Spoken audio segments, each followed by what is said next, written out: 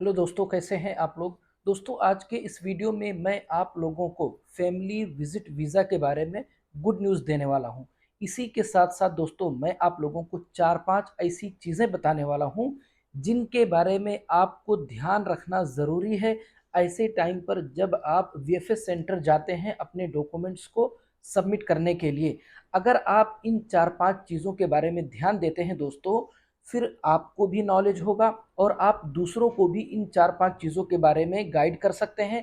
और अगर आपने इन्हीं 4-5 चीज़ों के बारे में मिस्टेक कर दिया, तो डॉक्यूमेंट्स वीएफएस सेंटर में सबमिट करने के बाद जब आप वापस आते हैं, तो ज़रूर आप किसी न किसी प्रॉब्लम में और परेशानी में पड़ सकते हैं। इसलिए आपको इन 4-5 चीज़ों के बारे में ध्यान रखना बहुत ज़्यादा ज़रूरी है। तो दोस्तों, अगर आप लोगों ने मेरे इस चैनल को अभी तक सब्सक्राइब नहीं किया है, तो प्लीज़ चैनल को सब्सक्राइब कर लें, क्योंकि मैं इस तरह के नए नए वीडियो आप लोगों के लिए लेकर के आते रहता हूं। तो चलिए चलते हैं, वीडियो को शुरू करते हैं।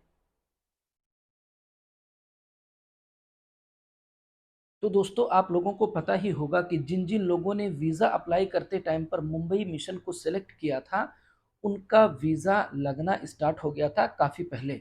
लेकिन जिन जिन लोगों ने दिल्ली मिशन को सिलेक्ट किया था दोस्तों, तो आप लोगों को पता होगा कि दिल्ली से वीज़ा नहीं लग रहा था। लेकिन गुड न्यूज़ ये है दोस्तों कि अब दिल्ली से भी वीज़ा लगना शुरू हो गया है। मैं फैमिली विजिट वीज़ा के बारे में बात कर रहा हूँ। अगर आप ये सोचकर अभी तक दिल्ली वीएफएस सेंटर में अपना डॉक्यूमेंट सबमिट नहीं किया था कि जब वीज़ा लगना स्टार्ट होगा तो मैं सबमिट करूंगा, तो अब आप सबमिट कर सकते हैं। दूसरी बात, अगर आपने ऑलरेडी सबमिट किया था तो किस तरह से आपको ये पता चलेगा कि आपका वीज़ा लग चुका है। उसके लिए दोस्तों, आप लोगों को दो चीज़ों के बारे में ध्यान रखना बहुत ज़्यादा ज़रूरी है। एक, ईमेल आईडी। जो ईमेल आईडी आप ऑनलाइन अपने एप्लीकेशन में डालते हैं, वो ईमेल आईडी आपके मोबाइल फ़ोन में चालू होनी चाहिए। आप लोग ऐसा कभी ना करें कि कोई भी ईमेल आईडी आपने एप्लीकेशन में डाल दिया, अब वो ईमेल आईडी किसी मोबाइल फ़ोन में चल रही हो या नहीं।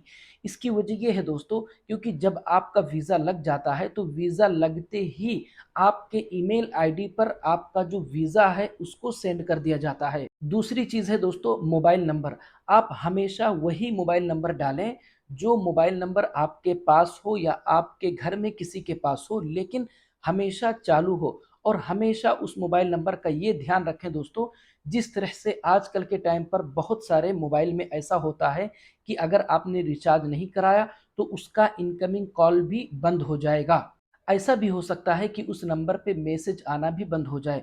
तो जो मोबाइल नंबर आप वहाँ पर डालेंगे, उस मोबाइल नंबर के बारे में ख़ास करके ये ध्यान देना है कि टाइम टू टाइम आप उसको रिचार्ज करते रहें, ताकि कहीं ऐसा ना हो कि आपके मोबाइल पर वीएफएस सेंटर से आपके वीज़ा से रिलेटेड कोई मैसेज या कॉल आ रहा हो और आपके मोबाइल नंबर पे इनकमिंग कॉल की सुविधा ही ना हो।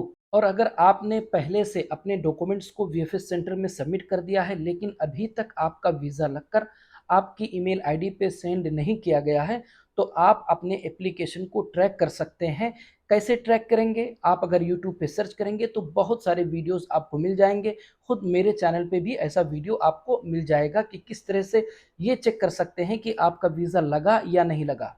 जहाँ से आप ट्रैक करेंगे, वहीं से आप वीज़ा कॉपी डाउनलोड भी कर सकते हैं। अब यहाँ पर बैड न्यूज़ ये है दोस्तों कि वीज़ा भले ही लगना शुरू हो गया है, लेकिन अभी भी सिंगल एंट्री वीज़ा ही लग रहा है। उसके अलावा दोस्तों, जब आप वीएफएस सेंटर अपॉइंटमेंट वाले दिन जाते हैं, तो अगर आपका घर वीएफएस सेंटर के करीब में है, फिर तो ये डिपेंड करता है आप पे कि आप कोरियर सर्विस लें या ना लें। लेकिन अगर आपका घर वीएफएस सेंटर से दूर है दोस्तों, तो आप लोग कोरियर सर्विस ज़रूर ले लें, वरना आपको फिर से वीएफएस सेंटर जाकर अपना जो वीज़ा कॉपी है और पासपोर्ट है, उसको रिसीव करना पड़ेगा। लेकिन अगर आप कोरियर सर्विस ले लेते हैं, तो आपका पासपोर्ट और वीज़ा कॉपी आपके घर पे भेज दिया जाएगा, डिलीवर कर दिया जाएगा। अब यहाँ पर एक सवाल ये पैदा होता है दोस्तों कि जो एड्रेस आपके पासपोर्ट में लिखा हुआ है, आप उस एड्रेस के बजाय कहीं और रहते हैं, तो क्या आप कोई और एड्रेस अपना पासपोर्ट और वीज़ा कॉपी रिसीव करने के लिए वीएफएस सेंटर में लिखा सकते हैं कोरियर सर्विस के लिए? तो बिल्कुल लिखा सकते हैं दोस्तों।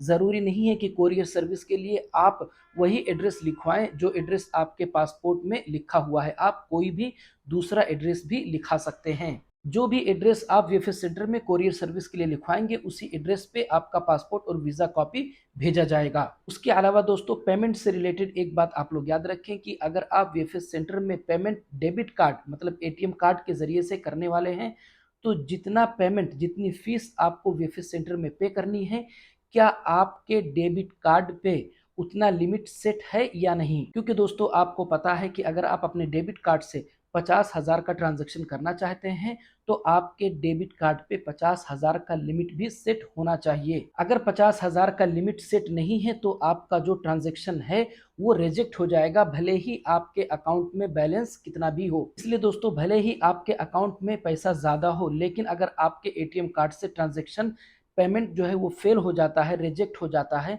तो आप अपने डेबिट कार्ड का लिमिट जरूर चेक कर लें। और अगर आप मोबाइल बैंकिंग एप्लीकेशन यूज करते हैं तो आपको पता ही होगा कि आप अपने डेबिट कार्ड का लिमिट अपने मोबाइल बैंकिंग एप्लीकेशन में जाके कम और ज्यादा कर सकते हैं। ये मैंने आप लोगों को इसलिए बताया दोस्तों कि बहुत सारे भाई ऐसे हैं जो एटीएम कार्ड से डेबिट कार्ड से फीस पे करना चाहते हैं और पेमेंट करते टाइम पर उनका जो पेमेंट होता है वो फेल हो जाता है। उनको लगता है कि नेटवर्क इशू है, जबकि ऐसा ज़रूरी नहीं है दोस्तों।